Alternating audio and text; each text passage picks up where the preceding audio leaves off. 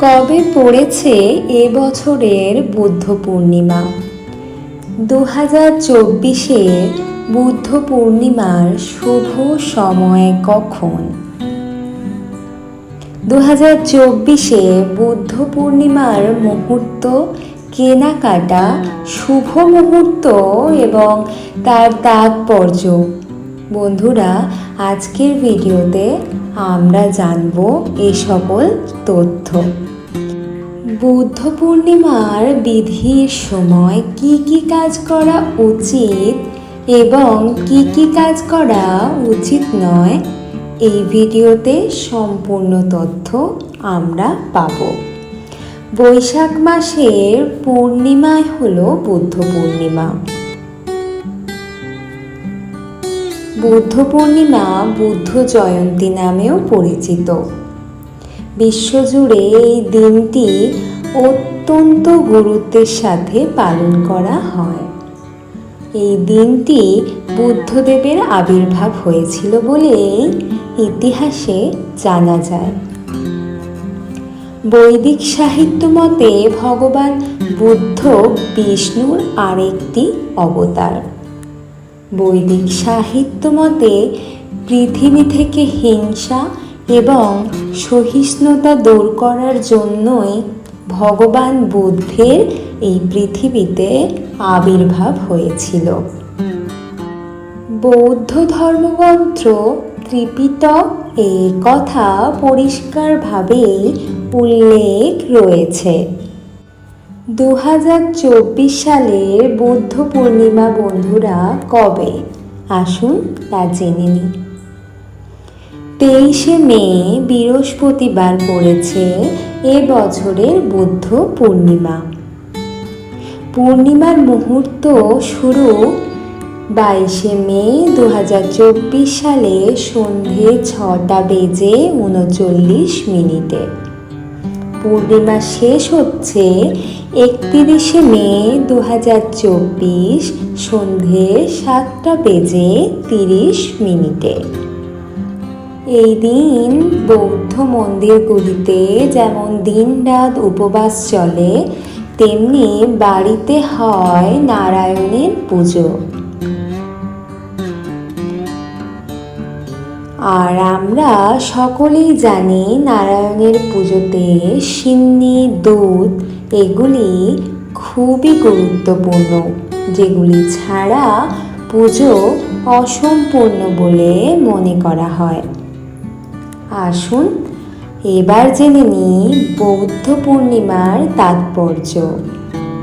প্রতিটি উৎসবেই যেমন তাৎপর্য থাকে, তেমনি বুদ্ধ পূর্ণিমার তাৎপর্য রয়েছে খুবই সুন্দর।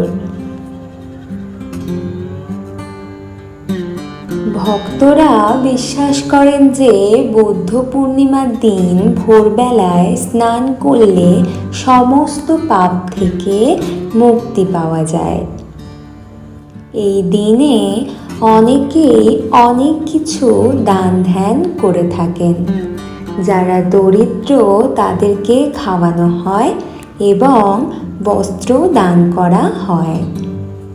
প্রতি বছর বুদ্ধ পূর্ণিমার দিন বিশ্বের বিভিন্ন জায়গা থেকে আসা প্রচুর ভক্তের সমাগম হয় এই বুদ্ধ গয়াতে। মোক্ষ লাভের জন্য সংসারের সমস্ত মায়া ত্যাগ করে এক বস্ত্রে রাজপ্রাসাদের সমস্ত বিলাসবহুল জীবন ত্যাগ করে সন্ন্যাসী হয়ে বেরিয়ে যান ভগবান বুদ্ধদেব। তারপর তিনি বোধি অর্জন করেন, যার কারণে তিনি সকলের মনের মধ্যে বিশেষভাবে জায়গা করে নিয়েছিলেন। এছাড়া বৌদ্ধ মন্দিরগুলো ছাড়াও অনেকেই বাড়িতে বুদ্ধ পূর্ণিমার দিন অন্যান্য দেবদেবীর পুজো অর্চনা করে থাকেন।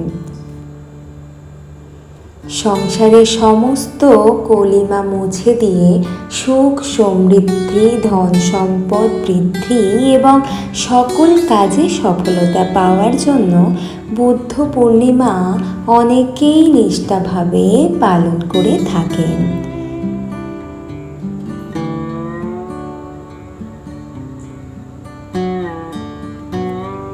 এবার বন্ধুরা আমরা জেনে নেব বুদ্ধ পূর্ণিমার দিন পুজোর আচার ও অনুষ্ঠান সম্পর্কিত বিষয় নিয়ে। ভগবান বুদ্ধের ভক্তরা এদিন অন্যান্য পুজোর মতো খুবই ভোরে উঠে স্নান সেরে বুদ্ধদেবের জন্মবার্ষিকী পালন করা শুরু করে দেন।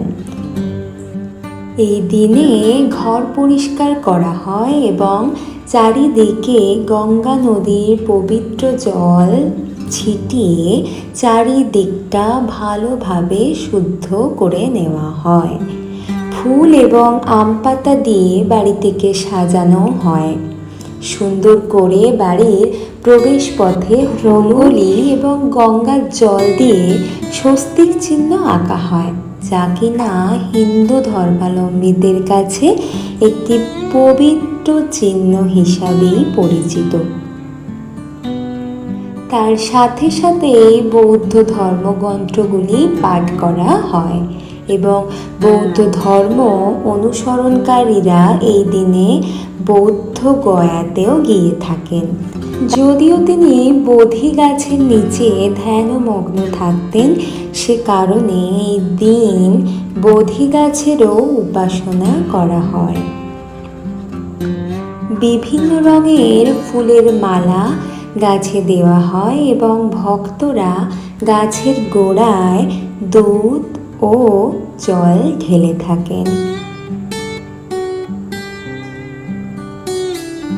কঠোর ধ্যানমগ্নে যখন বুদ্ধদেব ছিলেন, তখন তার শরীর একটি চমারবর্ত কঙ্কালে পরিণত হয়েছিল। বন্ধুরা, তাতেও কিন্তু তার অভীষ্ট লক্ষ্য সিদ্ধি হচ্ছিল না। তখন তিনি মধ্যপন্থা অবলম্বন করে আবারও ধ্যানারত হলেন। সিদ্ধার্থ অভিনব সাধনা পদ্ধতি অবলম্বন করে আবার তার সম্পূর্ণ স্বাস্থ্য ফিরে পান। বৈশাখ মাসে শুক্লপক্ষে চাঁদ যতই বাড়তে শুরু করল, ততই তিনি সিদ্ধি লাভ করতে লাগলেন।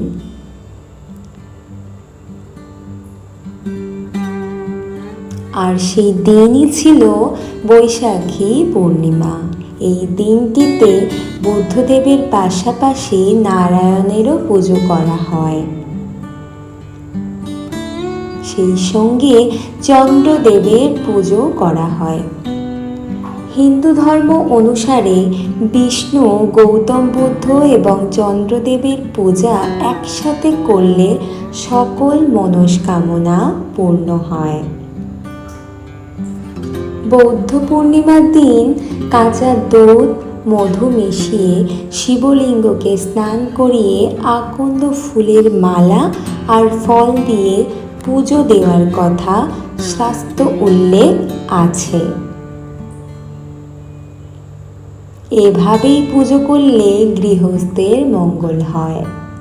এছাড়াও বাড়িতে অশ্বত্থ গাছ থাকলে তাতে লাল চেরি দিয়ে মুড়ে ফুল ধূপ দিয়ে পুজো করতে হয়।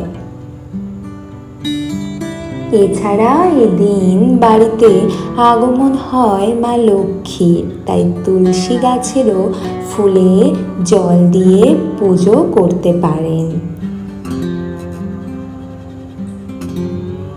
সদর দরজাতে আম পাতা দিয়ে মালা তৈরি করে ঝুলিয়ে রাখলে দাম্পত্য সুখ বজায় থাকে বলে মনে করা হয়।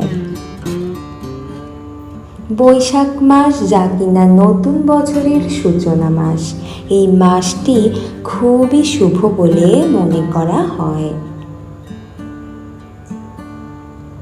এই মাসে অনেকে অনেক কিছু কেনেন, আবার অনেকে দান ধ্যান করেও থাকেন, যাতে তাদের সম্পূর্ণ বছরটা খুব ভালোভাবে কাটতে পারে। আজকের পর্বে বন্ধুরা এতটুকুই।